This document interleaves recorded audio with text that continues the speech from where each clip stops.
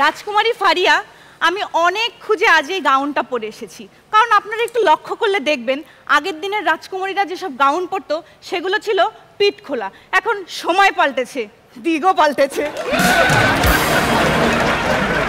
আমার এত পোশাক থাকার পরেও আমি এই গাউনটা কেন পরেছি বলেন তো?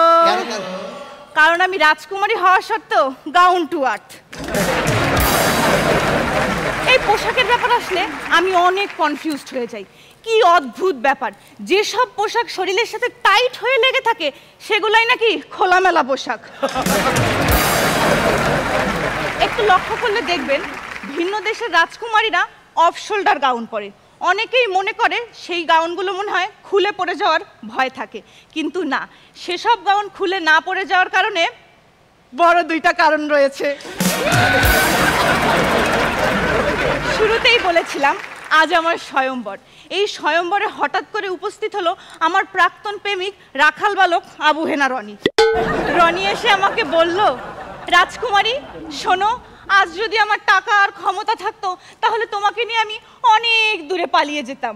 আমি কইলাম, শোন, আজ যদি তোর টাকা আর ক্ষমতা থাকতো হেইলে আমারে নিয়ে তোর পালাই যাওয়া লাগতো না, আমি নিজেই তোর দ্বারে চলে যাইতাম।